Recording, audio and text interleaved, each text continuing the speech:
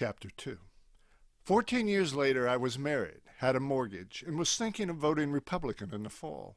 For 6 years, I had been teaching history at Ark Valley High School, my life arranged into a dull, though reasonably happy routine.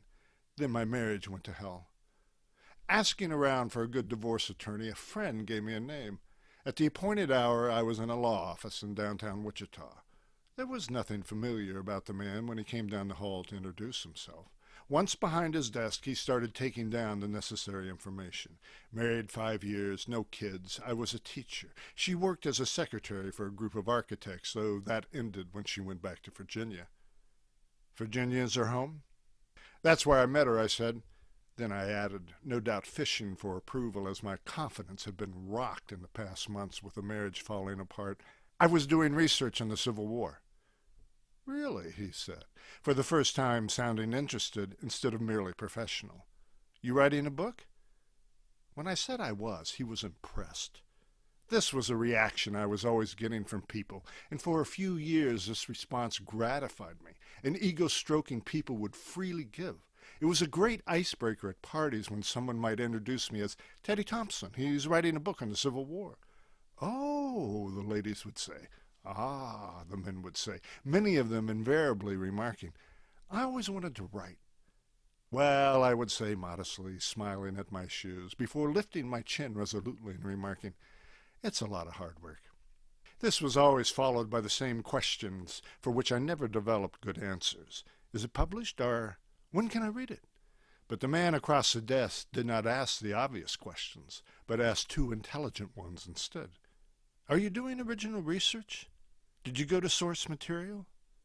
I spent 6 years doing research, I told him. Virginia, Tennessee, Georgia, the Smithsonian, New York Public Library. I went to every major battlefield. Really, he said. Worked for a summer as a guide at Gettysburg. No kidding. I wasn't with the National Park Service. I was a private guide. It was a great summer. Kind of dull at night. I mean, there's only one little college in Gettysburg. 6 years you did this? Happiest years of my life, I admitted. Met my wife, well, now going to be my ex-wife, at the Virginia Historical Society in Richmond. She was a librarian there. This was an exaggeration. She had just started and was a page or intern.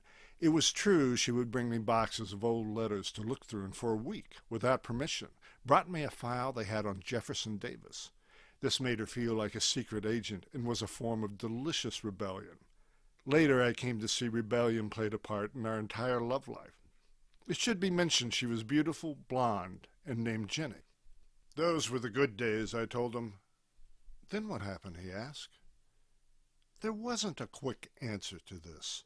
There were a lot of smart-ass replies I could have given. Life happened. The great bitch reality bit me on the ass, bit me down to the bone and held on, kicking me with hunger and desolation until I had to pay attention. The modest inheritance I had from my grandfather finally ran out. Despite my best attempts at penury, I could no longer sustain myself in cheap hotels and cafeterias as I roamed the country in an old VW Bug, gleaning odd bits of first-hand history in unlikely spots. The small jobs I took here and there helped. I was a flagman on a highway crew outside Fredericksburg, a night clerk at a hotel in Chattanooga, as well as a guide in Gettysburg. All this so I could haunt battlefields, libraries, historical societies, and meet weird old widows who had a cache of ancient family letters written by Civil War soldiers. My notes would grow to fill 26 boxes, which I would pack up and ship home to my parents. By all rights, I never should have had a chance with Jenny. Her father was a retired Marine colonel who had done combat tours in 3 wars. He would not approve of anyone dating his daughter, his only child, unless that man was a Marine, or, grudgingly, if she was ever going to date one of those army pussies. He had graduated from West Point, preferably at the head of his class. It bears mentioning I had shaved my beard and cut my hair before meeting the colonel, even though at that early date I was losing hands full of hair with every shower. That a Yankee from Kansas, and a civilian at that, had become interested in his girl might have occasioned red-faced rage and real threats of physical violence, but it was a tactful bit of line that won me his good graces. He had written a book on the Civil War himself. It had been self-published, which is more correctly characterized as vanity publishing. There were about 1,000 copies of Lee's Eternal Glory moldering in cardboard boxes out in his garage. Jenny had given me a copy. It was 300 pages of hero worship. Robert E. Lee was next only to Jesus, though maybe a bit better, as he had most of the Savior's virtues, plus he was a soldier. So when I met the man, the first words out of my mouth were about what an outstanding piece of work Lee's Eternal Glory was, citing points of erudition and insight never before seen by lesser mortals. Within minutes I had compared him favorably to Tacitus and Thucydides. That it was undisguised flattery never seemed to have occurred to him. If you are starved for flattery, honeyed words are merely long-disguised truth now thankfully revealed. That night we traded Civil War trivia for hours. Impressed with the depth of my knowledge and mission, he began to like me, to even look forward to my visits. After a month, he compared me to the great English historian John Keegan, who also had a bum set of legs. It was the greatest compliment I have ever been paid. On a memorable afternoon, he took me to his VFW club, introducing me as a scholar writing an important book about the Civil War. This impressed almost no one, and within minutes the question was floated, as I knew it would be, if I had served in Vietnam. At that point I stood up and marched around the table, pointing at my feet. Gentlemen, the Marines wouldn't take me with these feet, or the Army, or the Navy, or even the stinking merchant Marines. All I can say is, God damn all the doctors. The men looked at my feet with pity, and at me with what I hoped was forgiveness. I was born with my two big toes fused together. The doctors cut them apart, of course, but I grew up the most pigeon-toed man in all of America. This kept me out of the service, which was a relief, yes, but also a disappointment. What historian doesn't have a fascination with the military? Part of me regretted not being born earlier and thus denied the chance to fight in the good war that was World War II, when they would have taken me, bad feet and all. That Vietnam was not a good war was a small sorrow for me, but a colossal one for the country. Unlike legions of Republican hypocrites, however, I never became a chicken hawk in my later years, bloodthirsty from the safety of an armchair while escaping military service in my youth. There is a decent argument to be made. The Iraqi war happened because a whole flock of chicken hawks had to compensate. The colonel was from the true warrior class. He had been in places like Peleliu and the Frozen Chosen, that I knew of these battles, obscure in history though not in Marine lore, scored major points with him. One day I said to him, everybody thinks opera singers are divas, but some of the biggest divas in the history of the world were generals. He liked that, and added a few more names to my list. The colonel could tell wonderful stories, but could not write them down. His words turned stiffly formal on the page, probably the result of too many after-action reports written in cover-your-ass bureaucratic speak. There was talk of me ghostwriting his memoirs. You might ask where the colonel's wife and Jenny's mother was during all this time. She was in the living room, smoking carton after carton of Kent cigarettes, watching television. If you discounted the number of times she acknowledged my presence by saying, "Hello, Ted." She said exactly 6 words to me over the years. Even around the dinner table she didn't speak, but simply smoked, the television blabbering away in another room. Hers was a passive-aggressive assault against her marriage. Once I saw her tap cigarette ash into a gravy boat she was about to serve her husband. Catching my eye, she glared at me, daring me to say something. I didn't. My time in Virginia came to an end. With money gone and beautiful girlfriend waiting, I came home to commit to paper my great treasure trove of research. It turned out I was a decent scholar, but like the colonel, a lousy writer, a point I was not then ready to concede. My parents began to ask pointed questions about me making a living. As completed pages were not rolling out of my typewriter, my dad would actually stand outside my bedroom door and listen for such activity. My youthful spree was over. It was time to get serious about joining the middle class. I would be a history teacher. For a while I thought about a doctorate. Then I chanced upon a professor at a party who, after about 9 gin and tonics, told me, "Son, You have a better chance of getting the clap from the Tsarina of Russia than you do of ever getting a job with a PhD in history. So I decided to be a high school teacher. I took education courses at Wichita State and told myself I was not giving up on my best hopes. Summers would be free to pursue the great unfinished business of a book. Being a teacher would give me something I needed, a job, and something I wanted, Jenny as a wife. When I married the girl from Virginia, the colonel, now on a respirator from the lung cancer that was going to kill him within 6 months, managed to walk her down the aisle without the aid of an oxygen tank. At the reception, her mother spoke those 6 words, the only sentence she ever really said to me. "Now you've gone and done it," she announced. She would outlive her husband by 3 years, finally dying from the same thing that killed him, cigarettes. Tobacco is the Indian's revenge. When I brought my new bride to Kansas, she immediately did not like the place. It was too flat, too windy, had no trees, and too many Yankees. "This Kansas," she would say, pissy as hell, a sight of her I'd never before witnessed. "If you've seen one tree, then you've seen them both." It was not long before she learned to enjoy liquor too much. When she wasn't drinking, she was sweet, or at least mild. When she was drinking, she was poisonous.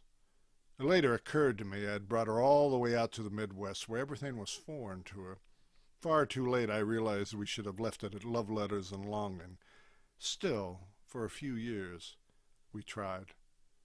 That day in the lawyer's office, I told him some of this, and though I sensed a connection with the man across the desk, I didn't tell him about the party my wife and I had been to a few months before.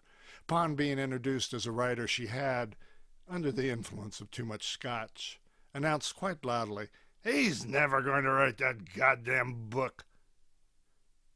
This led to a screaming fight when we got home and could be correctly marked as our final break. "How much you make a year?" he asked. When I named a figure, I thought I saw a small shake of his head, which I took to be pity, which made me defensive, a posture I often felt when comparing salaries.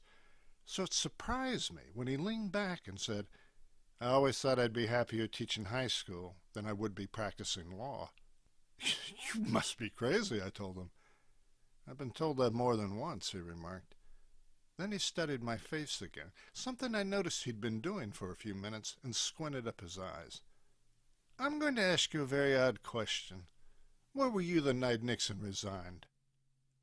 Now I looked closer, saw the wiry hair, not out in a full afro, but cropped closer now, and in that moment we both realized who the other was. He got to his feet with his hand out, a big smile on his face. "I remember your name was Ted, but I never knew your last name." An hour later, we were at the Lancers Club, a bar in downtown Wichita, just below street level near a fountain. It was happy hour, and the place was filling up with men in suits and women in blouses, somber and cut in color. After a few drinks, it seemed the top button or two on those blouses would come undone. The atmosphere had the delicious expectation of chance seduction. As we talked, each of us was checking out the room. "You really want to be a teacher instead of a lawyer?" I asked. "I probably shouldn't tell you this, but I hate the law." "A fine time to find this out," I said, only half joking. "I'll handle your divorce," Jack said. "You have no kids. She left the state. All that helps. You'll have to divide up what little you got, but you're young. You'll start over." "So why do you hate the law?" I asked, genuinely curious. "Right off the bat, it's dull." He took a sip of bourbon and shook his head with what I took to be self-disgust. First week in law school, I knew this, knew I hated it, hated the way it makes you think. But I pushed myself. If you think Gettysburg is dull at night, you should go to law school at Washburn and know the magic nightlife at Topeka. "I can't say I hate the people," he said, and took another sip of bourbon. "I can't go that far. But for the most part, I don't like lawyers. They have no imagination. If you go to college and then right into law school, you never have time to develop a personality. And if you're going to be good at the law, you need to be at it 24/7. He shook his head again. "What surprises me is how fast I conformed. That's what stings. All of us hippies were going to be different. Ha! We're just grubbing around for money like everybody else." He let out a long breath, paused, and said almost wistfully, "I really think I'd rather be a teacher." As the waitress brought us another round, two women, a blonde and a brunette, came into the bar. Every eye in the room followed them, and most were following the blonde. She had long legs, a great figure, and a gentle face. Her friend was not bad looking either, but your eye just naturally went to the blonde. When they sat at the next table to ours, our conversation was forgotten. Before their purses were off their shoulders, Jack said, "Excuse me, my friend has bet me he's seen you before." "Really?" asked the blonde. "Where?" Jack turned to me, dumbfounded, but only for a moment. I said, "Didn't we take the bar together? Weren't you in law school at KU?" "Not me," she said. "I tried law school, but it bored me." Before I had another word out of my mouth, Jack was out of his chair and sitting down at her table. In the dim light, I could see that his face was lit up. "I'm Jack," he began, and started talking and didn't stop for an hour. In a moment I came over to the table, too, and tried to make contact with the other woman. But she was put out. She wanted to be with her friend, not hit on by some guy. She didn't like me. In fact, I came to believe she was a lesbian in love with a blonde, whose name was Mindy, because she kept staring at Jack as if willing him to evaporate. But Jack and Mindy were locked in on each other. The other woman and I might as well have been baggage on a tarmac. Jack was turning on all his charm, and she seemed exactly that, charmed, smiling and laughing. Every once in a while she touched his arm. He was a burst dam, spilling over with words, jokes, and energy, a whirlwind. This went on for 3 rounds of drinks, till the brunette and I were at least making small talk on our side of the table. Finally, I noticed a silence and caught Mindy looking down at her vodka, thinking. Then she stared into Jack's eyes in an earnest, searching way. She rose, and with a mere nod of her head, she and her friend went to the ladies' room. When they were gone, Jack leaned across the table, and I swear this is true, there was a gleam in his eye, an absolute sparkle. "Man, that's her! That's the woman I'm going to marry!" Now, more than once, I have fallen in love with a woman in a bar, usually after a few drinks in a dimly lit place. At a certain time in my life, this was a regular occurrence. It didn't have to be in a bar, either. A grocery store or sidewalk did just fine. It could be the woman cleaning my teeth or the one taking my ticket at the movies. Fallen in love is the wrong way to state the event. Smacked with infatuation is closer to the truth. No. Seized with lust would be the exact truth. This happened approximately 5,672 times before I was 30. It still happens. A mere glimpse of a pretty woman, and within seconds we were married, endlessly happy, and having great sex. Not in that order. All this is to say, having done this dance a few times myself, I didn't believe a word of what Jack had just told me. I said. "No, man, I'm telling you the truth." For the record, I will again state there was a light shining in his eyes, a phenomena on rare occasions I have witnessed. His high beams were turned on.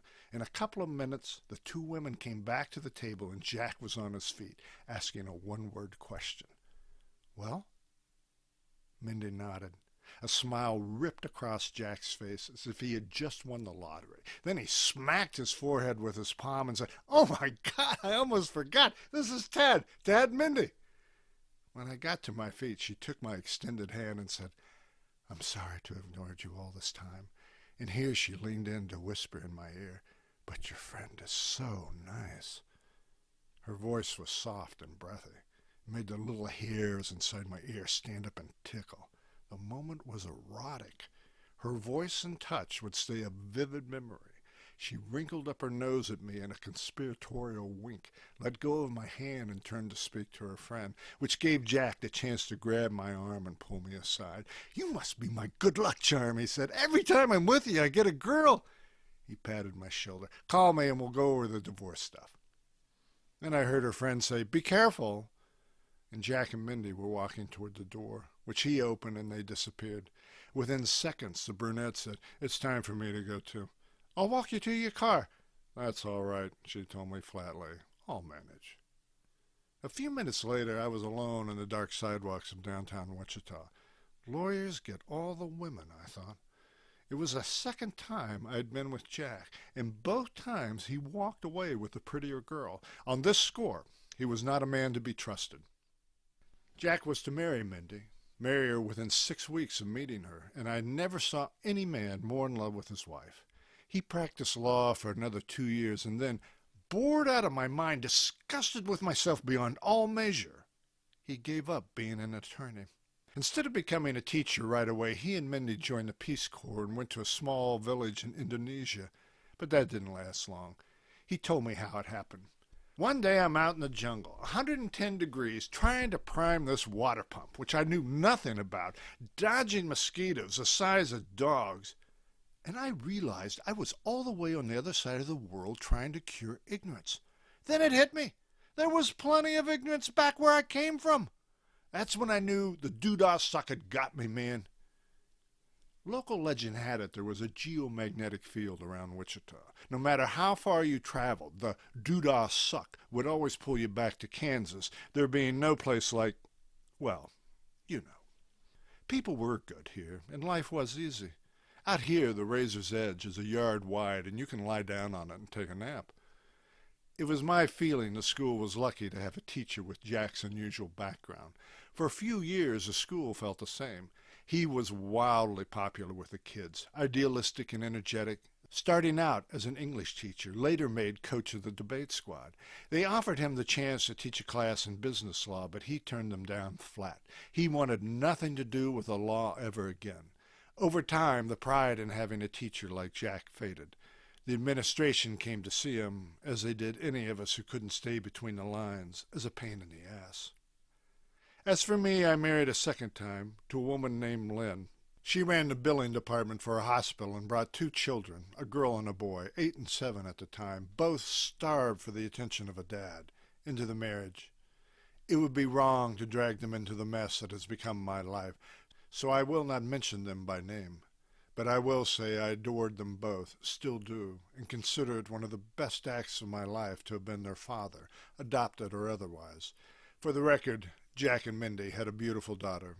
For the same reason my children should not be brought into the spectacle. I won't give her name either. This is how Jack and I came to be teachers in a town just north of Wichita, Kansas. Each of us had a dab of color in our background, but our lives had turned as bland as a suburban lawn. The years ticked by in an orderly fashion and might have done so all the way to the end. But wingnuts got hold of the country. This would change us from being boringly middle class into something else entirely. Domestic terrorists, some said. Notorious outlaws, said others. Or demented actors on a political stage, which would crowd up an already crowded field. The slide into this dementia happened as these things usually do. First slow, then fast.